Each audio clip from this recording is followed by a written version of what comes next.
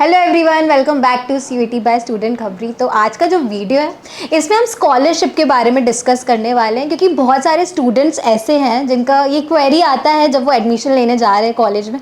कोई भी XYZ college हो गया और उसकी जो फ़ीस है वो पे करने में थोड़ी प्रॉब्लम आ रही है, फाइनेंशियली थोड़ी दिक्कत आ रही है, क्योंकि होते हैं कोई फैमिली में थोड़े मनी रिलेटेड इशूज़ हो जाते हैं जिसकी वजह से पेमेंट करना थोड़ा इम्पॉसिबल हो जाता है। और ये भी होता है कि बहुत सारे कॉलेजेस में एक साथ पूरा एक अमाउंट जो होता है वो पे करना पड़ता है, और अगर वो पे नहीं करते हैं तो जो एडमिशन होता है वो कैंसिल हो जाता है और एडमिशन नहीं ले पाते हैं। तो जो एक स्कॉलरशिप है आदित्य बिरला कैपिटल स्कॉलरशिप, इसके बारे में हम देखते हैं कि कैसे अप्लाई करना है, कौन कौन अप्लाई कर सकता है, कौन से डॉक्यूमेंट्स यहाँ पे यूज़ होंगे और इससे क्या बेनिफिट होगा, क्या क्राइटेरिया है, वो भी हम यहाँ पे डिस्कस करेंगे। तो एक एक करके सारा जो टॉपिक है उसको समझते हैं। तो जैसे एलिजिबिलिटी होगी कि कौन से स्टूडेंट्स हैं जो ये जो स्कॉलरशिप है इसके लिए अप्लाई कर सकते हैं। तो सबसे पहले स्टूडेंट्स कोई भी जो अंडर ग्रेजुएट कोर्सेज में अभी इनरोल्ड हैं, जो भी यूजी कोर्स अगर कर रहे हैं तो वो इसमें अप्लाई कर सकते हैं। बस ये है कि इसमें रिकॉग्नाइज्ड इंस्टीट्यूशन होना चाहिए। उसके बाद जो सेकंड है एलिजिबिलिटी क्राइटेरिया वो है scored at least 60% marks in previous class. अगर आपके 60% मार्क्स है और उससे ज़्यादा है तो आप इसमें अप्लाई कर सकते हो। अगर आपके 59 है अनफॉर्चुनेटली तो आप इसमें नहीं अप्लाई कर पाओगे। तो कोशिश करो कि आपका जो स्कोर है वो अच्छे सही रहे, 60% प्लस रहे। तो स्कॉलरशिप्स यूजुअली उन स्टूडेंट्स को आराम से मिल जाती है जिनका जितना ज़्यादा अच्छे परसेंट होंगे उनकी पॉसिबिलिटी ज़्यादा होती है स्कॉलरशिप्स के लिए इनरोल करने के लिए। फिर जो नेक्स्ट है वो है annual family income less than ₹6 lakh per annum. अगर आपकी जो फैमिली में जैसे फाइनेंशियली अभी जो प्रॉब्लम्स है जिसकी वजह से नहीं पे कर पा रहे हो, तो अगर आपकी फैमिली की इनकम 6 लाख पर एनम है या उससे कम है तो आप इसमें अप्लाई कर सकते हैं। एंड ऑल्सो ये सबसे ज़्यादा इम्पॉर्टेंट पॉइंट है कि आप इंडिया से ही होने चाहिए, आप इंडियन होने चाहिए, पैन इंडिया में होने चाहिए, तभी आप इसमें एलिजिबल हो सकते हो। उसके बाद डॉक्यूमेंट्स देख लेते हैं कि जब अप्लाई करने जाएंगे तो कौन कौन से डॉक्यूमेंट्स होने कंपलसरी हैं। तो सबसे पहले जो डॉक्यूमेंट आपको लगेंगे उसमें है पासपोर्ट साइज़ फ़ोटोग्राफ। आपकी स्टूडेंट की जो पासपोर्ट साइज़ फ़ोटोग्राफ है वो होनी चाहिए।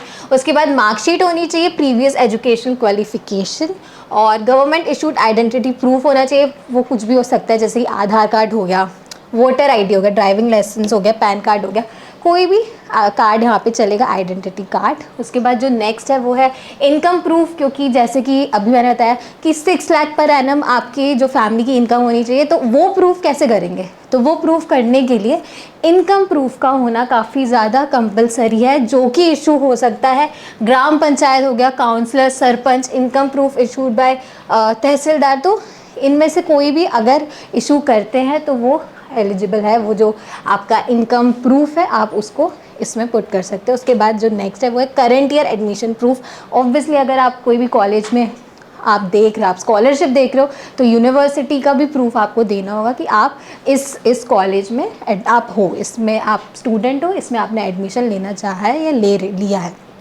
और वो कैसे हो सकता है, प्रूफ आप दे सकते हो फ़ी रिसिप्ट के थ्रू, या फिर एडमिशन लेटर हो गया, इंस्टीट्यूशन का आइडेंटिटी कार्ड हो गया, बोनाफाइड सर्टिफिकेट हो गया। तो इनमें से कोई भी चीज़ आप एज अ प्रूफ प्रोवाइड कर सकते हैं। और जो नेक्स्ट है वो है bank account details of the applicant, या फिर अपने पेरेंट्स की। अगर आपके पास बैंक अकाउंट डिटेल्स आपकी पर्सनल है तो आप वो इन्फॉर्मेशन दे सकते हो, और अगर नहीं है तो पेरेंट्स का भी यहाँ पे आप अपनी बैंक अकाउंट डिटेल्स प्रोवाइड कर सकते हो। तो इससे क्या बेनिफिट्स होंगे, क्योंकि स्कॉलरशिप के लिए अप्लाई कर रहे हैं तो इसमें क्या बेनिफिट्स है कि आपको इससे क्या मिलेगा, क्या फ़ायदा इससे आपको मिलने वाला है। तो सबसे पहले तो ये जो जनरल ग्रेजुएशन, अगर आप जनरल ग्रेजुएशन कर रहे हो तो यहाँ पे 36,000 रुपीज़ आपको मिलेंगे।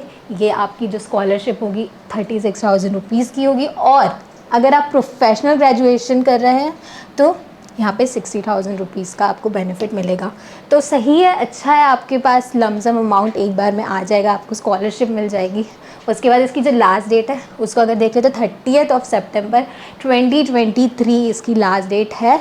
तो इसको याद रखना है, डेडलाइन से पहले आप एक बार स्कॉलरशिप के लिए अप्लाई कर देना, लास्ट डेट तक मत रुकना।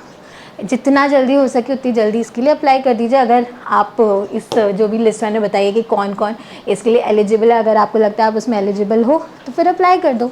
उसके बाद नेक्स्ट चीज़ जो है हाउ कैन यू अप्लाई, कैसे आपको अगर इसमें अप्लाई करना है तो क्या करना है। तो यहाँ पे जैसे ही आप डिस्क्रिप्शन बॉक्स में लिंक दे दी गई है, आप उस पर भी जा सकते हो और यहाँ पे खुल जाएगा buddyforstudy.com का पेज। यहाँ पे आदित्य बिरला कैपिटल स्कॉलरशिप का ही आ गया है पेज। अब यहाँ पे आपको सेलेक्ट कर लेना Aditya Birla scholarship for general graduation. अगर आपका जनरल ग्रेजुएशन है तो आपको यहाँ क्लिक करना है, और अगर आपका प्रोफेशनल ग्रेजुएशन है तो आपको यहाँ पे क्लिक करना है बेसिस ऑफ योर जो भी आप पढ़ाई कर रहे हो। और यहाँ पे आपके पास ऑप्शन है व्यू डिटेल्स का, अप्लाई नाउ का। तो हम यहाँ पे अप्लाई नाउ पे क्लिक कर देंगे। जैसे यहाँ पे अप्लाई नाउ पे करते हैं तो अब देखते हैं आगे और क्या क्या करना है। तो फिर अप्लाई नाउ ऑप्शन आएगा, रजिस्टर करना है अपनी ईमेल आईडी से या फिर कॉन्टैक्ट नंबर से आप कर सकते हो। यहाँ पे वर्किंग ईमेल आईडी से करना है। उसके बाद यहाँ पे स्टार्ट करनी है एप्लीकेशन, वहाँ पे ऑप्शन आएगा। उसके बाद जैसे ही आप स्टार्ट करते हो application, fill all the required details, आपकी नेम वगैरह पूछा जाएगा, आपका ग्रेजुएशन आप जिसमें कर रहे हो उसकी इन्फॉर्मेशन पूछी जाएगी। तो वो डॉक्यूमेंट्स भी आपको यहाँ पे अपलोड करने पड़ेंगे। हो सकता है कि इनकम सर्टिफिकेट आपको पोस्ट डालने को बोला जाए, या फिर आपका जो मार्कशीट्स हैं वो डॉक्यूमेंट्स। तो ये जितने भी डॉक्यूमेंट्स अभी हमने डिस्कस किए वो सारे डॉक्यूमेंट्स यहाँ पे अपलोड करना पड़ेगा। उसके बाद ये जब से ही अपलोड करते हैं, don't forget to read all the terms and conditions, क्योंकि वो बहुत इंपॉर्टेंट होता है। वो पूरी टर्म्स एंड कंडीशंस पहले रीड करना है और उसी के बाद यहाँ पे आपको क्लिक ऑन सबमिट एप्लीकेशन कर देनी है, and then you will receive all necessary updates on email ID. जो भी ईमेल आईडी से आपने रजिस्टर किया है वहाँ पे सारी जो इन्फॉर्मेशन है, डिटेल्स है, वो आपको मिलती रहेगी। चेक करते रहना अपना ईमेल आईडी कि कोई इन्फॉर्मेशन आ रही है नहीं आ रही है, so that up to date रहना भी इंपॉर्टेंट होता है। स्कॉलरशिप के लिए अप्लाई तो कर दिया बट हमने पता चला देखा ही नहीं कि हमारे को एक्सेप्टेंस मिल गया, हमें मिल गई स्कॉलरशिप, और हमने इतना लेट देखा कि जब तक हम उसको ओके करते एक्सेप्ट करते तब तक किसी और स्टूडेंट को मिल गई। तो अपनी ईमेल आईडी कंटिन्यूसली चेक करते रहना है। अब आपके दिमाग में ये आएगा कि ठीक है इतने बच्चे अप्लाई करेंगे इसके लिए, ऑब्वियस सी बात है, तो किसको मिल सकती है, क्योंकि कौन सा स्टूडेंट एलिजिबल, क्योंकि अगर आप एलिजिबल हो तभी आपने अप्लाई किया। लेकिन अब ये है कि सिलेक्शन प्रोसेस क्या है। तो सिलेक्शन प्रोसेस की बात की जाए तो short listing of candidates based on academic merit and socio economic background. तो यहाँ पे एकेडमिक मेरिट, जैसे कि मैंने अभी आपको थोड़ी देर पहले बताया था, जितने अच्छे मार्क्स होंगे, जितने अच्छे परसेंट होंगे, उनको प्रायोरिटी पहले मिली जाएगी। और साथ ही साथ में सोशियो इकोनॉमिक बैकग्राउंड भी देखा जाएगा स्टूडेंट की, फैमिली का, स्टूडेंट का। उसके बाद डॉक्यूमेंट वेरिफिकेशन, येस, अगर आपने सारे डॉक्यूमेंट्स अपलोड किया है और उसमें से अगर कोई डॉक्यूमेंट गलत होता है तो फिर आपकी ऑब्वियसली स्कॉलरशिप का जो है चांसेस कम हो जाएंगे, कैंसिल हो जाएंगे। लेकिन अगर सही सारे डॉक्यूमेंट्स अपलोड कर रहे हैं और सही है, एक्यूरेट है, तो अच्छी बात है, आपके सिलेक्ट हो सकते हैं, ज़्यादा चांसेस हो जाएंगे। उसके बाद टेलीफोनिक इंटरेक्शन भी होगा यहाँ पे कैंडिडेट का, मतलब स्टूडेंट का यहाँ पे टेलीफोन से इंटरेक्शन किया हुआ जाएगा।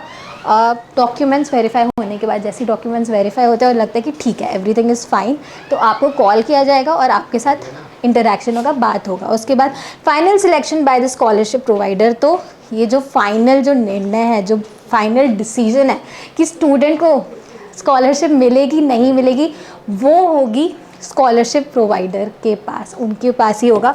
कि अगर उनको लगता है कि ठीक है सारी चीज़ें सही है आफ्टर डॉक्यूमेंट वेरिफिकेशन, और जब फ़ोन पे पूरी आपसे बात की जाएगी, आपकी फैमिली इनकम देखी जाएगी, सारे डॉक्यूमेंट्स चेक किए जाएंगे, उसके बाद अगर लगेगा कि ठीक है सब कुछ ठीक है, तो फिर आपको स्कॉलरशिप मिल दी जाएगी। If selected for this programme, how will you receive the scholarship fund. तो अब आप जैसे आपको सिलेक्शन हो गया, आपको मिलने वाली है स्कॉलरशिप, तो क्या होने वाला है, कैसे होगा, how will you receive the scholarship fund. तो upon selection the scholarship amount will be directly transferred into the bank account. अब आपका जो बैंक अकाउंट की इन्फॉर्मेशन आपसे ली गई है, तो वो आपके जो जितना भी ये फंड होगा, इधर आपके अकाउंट में ये ट्रांसफ़र हो जाएगा, या फिर अगर आपने अपनी नहीं दी है तो आपके पेरेंट के बैंक अकाउंट में ये ट्रांसफ़र हो जाएगा। तो आप ये भी चेक करते रहना कि हुआ है नहीं हुआ है, क्योंकि बहुत इंपॉर्टेंट है वो चीज़ की इतना बड़ा अमाउंट अगर अकाउंट में आ रहा है तो आया है नहीं आया है, तो वो चेक करना भी इंपॉर्टेंट है। उसके बाद अब अगर हम बात करें कि फाइनेंशियली जो असिस्टेंस दिया जा रहा है उसके अलावा और क्या बेनिफिट्स आपको मिल रहे हैं,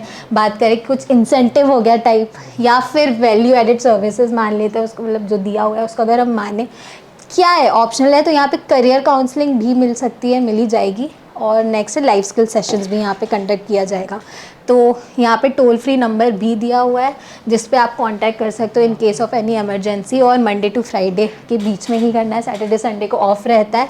और 10 बजे से 6 बजे तक कर लेना। अगर कोई भी क्वेरी हो, कोई भी डाउट हो, तो आप इनकी जो ऑफिशियल नंबर यहाँ पे दिया ही हुआ है टोल फ्री नंबर, इस पर कॉल कर सकते हैं। ईमेल आईडी भी यहाँ पे गिवन है, यू कैन रीड इट, इसका स्क्रीनशॉट ले लो अगर आपको लग रहा है कि ये इन्फॉर्मेशन आपने इंपॉर्टेंट है और आप इस पर अगर कांटेक्ट करना चाहो तो आप कर सकते हो। तो ये तो रही स्कॉलरशिप के बारे में पूरा डिस्कशन। अब आपको सब कुछ पता है, क्या डॉक्यूमेंट्स लगने वाले हैं, कैसे अप्लाई करना है और कौन कौन यहाँ पे अप्लाई कर सकता है। तो ऐसी सारी और जानकारी अगर आप चाहते हो तो आपको पता है क्या करना है। Do not forget to like, share and subscribe to CUET by Student Khamri. I hope you like this video. For more such videos, keep watching our channel. And do not forget to like, share and subscribe.